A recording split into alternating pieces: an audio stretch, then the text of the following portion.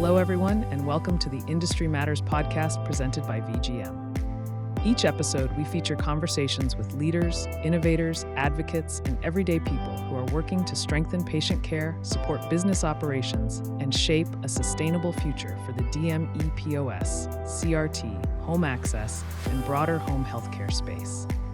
At VGM, we believe that knowledge moves the industry forward. Our goal is to give you real insights you can use, whether that's navigating industry challenges, improving patient care, or strengthening your business. Good afternoon, everyone, and welcome to today's podcast, Industry Matters Respiratory Edition. I'll be your host, Boone Lockhart, VP of HME Respiratory and Wellness here at VGM, and my guest, Steve Palmer with Kinney Home Care Equipment and Supplies. Steve, welcome to the conversation here today. Glad to have you. Boone, from one employee owner to another, it's great to be here. I love that. I completely forgot about that here when we were prepping for this. Steve, once again, pleasure to have you. Today, excited to talk about your journey going from tanks to POCs and getting away from that, so to speak, non-delivery model. Before we jump into this, Steve, tell me a little bit about your background. Tell our audience a little bit about your background, what your role is there at Kinney, and we'll jump right into it. Yeah, so I'm the general manager of Kinney Home Care Equipment and Supplies. We're part of a larger company called KPH Healthcare Services, whom I've been a part of the organization for the last 15 years. I've been here at Kinney Home Care for the last little over a year at this point, so a little bit newer to the DME space, but it's been a really great experience and really learning about the respiratory side of things. Awesome. Let's get started here. Let's talk about life before the switch over to a POC-driven model. Before you all made that transition to POCs, what did your oxygen intake program look like from an ops standpoint? Yeah, so our program has really evolved over some time. For forever and a day, it was that we had a fleet of tanks, and if patients needed portability, that was really what they got. There were certain folks that maybe if they were paying cash for portable oxygen concentrators, we might go with that, but it was really not a large part of our model. The tank business was really all that we had for the topic of portability. And as you can imagine, there are lots of tanks that were within the fleet at Kinney Home Care Equipment and Supplies. What were some of the biggest day-to-day challenges that your team faced with this plethora of tanks? Yeah, I think that the biggest challenges were the struggle that the patients were having at times, right? And it was not out of the scope of possibilities for our folks to be getting a phone call with a patient that is in a bit of a panic because they're really getting low on their last tank. And it's an emergent need that, hey, we've got to get a solution for them ASAP. That delivery may not necessarily have been to their house. Maybe the patient was at the mall, right? And we were delivering tanks to the mall. So very dynamic. Right, there's just a lot of different situations that arose. And then really another big struggle for the patients was instances where maybe a loved one was over at the house or there to help the patient, and the tank was really ratcheted down because the family member thought they were helping them, but after the family member left, that particular patient maybe had arthritic hands and really couldn't get the tank open back up. And so that, you can imagine, somebody looking for oxygen and it's at their fingertips, but they can't necessarily get to it. It's very nerve-wracking, right? And so fortunately, our team and our operational folks are able to help these people out. But we've kind of seen as the transitions happen that these things, although they do still exist, we're kind of seeing that they're happening to a lesser extent. You brought back a flashback here, the dexterity issues here with the toggles on the tanks and trying to get that loosened here for some patients was always a burden. Yeah. Regarding the financial aspect, what role did that take into, or did you take into consideration here when looking to make the jump? Yeah, we all understand and certainly live through the pressures of added operational expenses. Gas is continuing to rise. It certainly costs more to take your van or vehicle to get the oil changed, tires, so on and so forth, right? Anything that we can do to help alleviate some of that financial strain, we're certainly looking at that. And that was certainly a factor into the decision that we've made to kind of transition things and move here. Was there a specific moment or challenge, business need that became that final straw that drove the decision?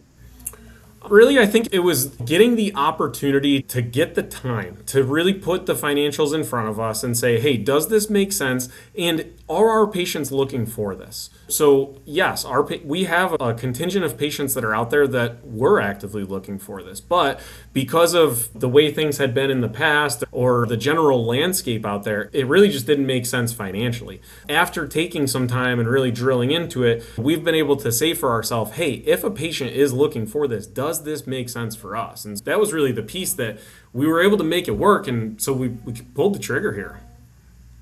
And how did you all, so from that financial perspective, how did you all evaluate that upfront investment against the long-term operational benefits? Yeah, so our partners at VGM have an ROI calculator on this. And through using that and making sure that the data that we had inputting into that made sense and stress testing it in several different situations, we were able to say very confidently that, hey, we think we can do this and we think that this will work for Kinney Home Care.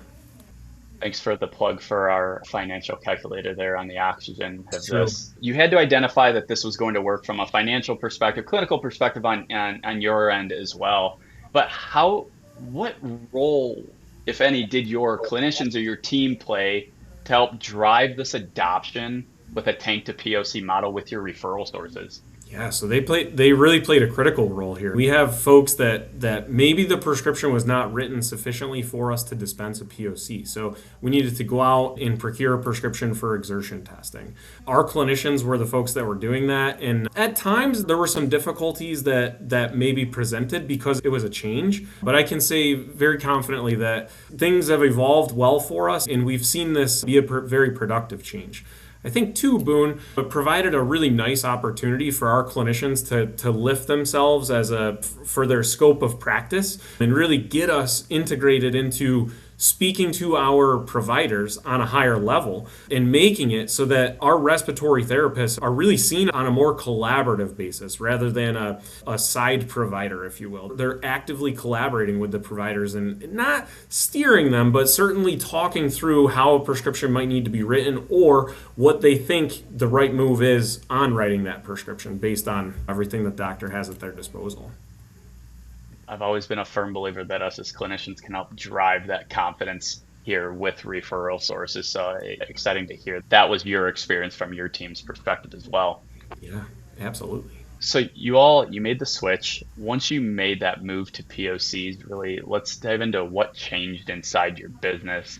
How did it affect your delivery routes, your driver time, different staffing needs, or workflows?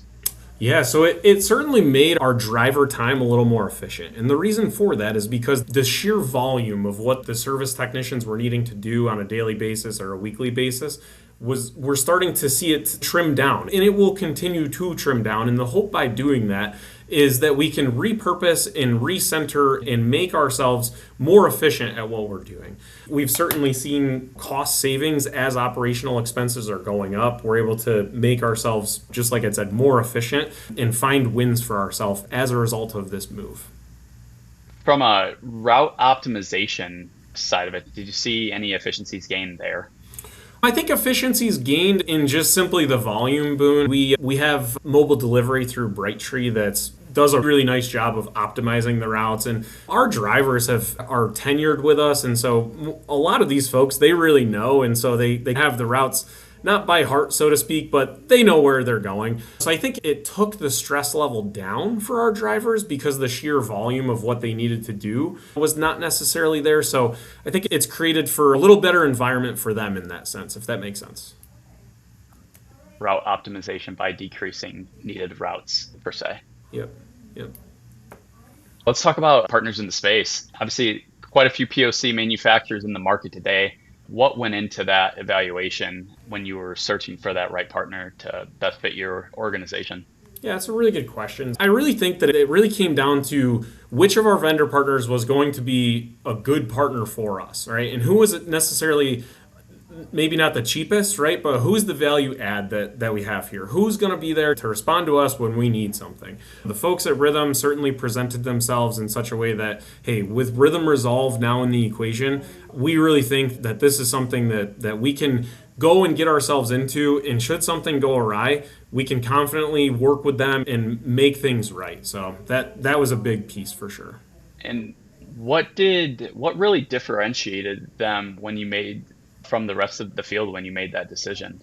Yeah, they've been very accessible. Anytime that we have any types of questions or needs, they're quite responsive. And certainly the warranty that they have and that rhythm resolve that's there it's a real differentiator.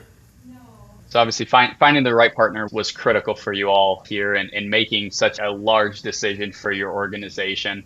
Is there any advice for other providers that are considering the switch? I'd say take the time to cost analyze the trips that the service technicians are making.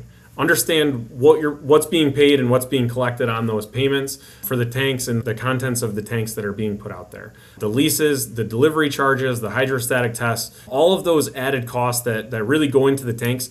Take the time to take a look at that and see, does this continue to work for us, or does it make sense for us to make a switch here? Great advice. And as we wrap this up here, there's one takeaway that you want our listeners today to remember about transitioning from tanks to POCs. What would it be? Yeah, I'd say listen to the patients, right? If it makes sense for you and your business, feel comfortable making the change, right? Change is never comfortable, but feel confident in it and just see what happens. That's the best I can say. Take care of the patients, and the referrals would take care of themselves, I've always said. Yep. Steve, it was a pleasure catching up with you here today. Appreciate your time, and to our listeners, we'll see you next time. Likewise, Boone. Thanks for having me. Thanks, Steve.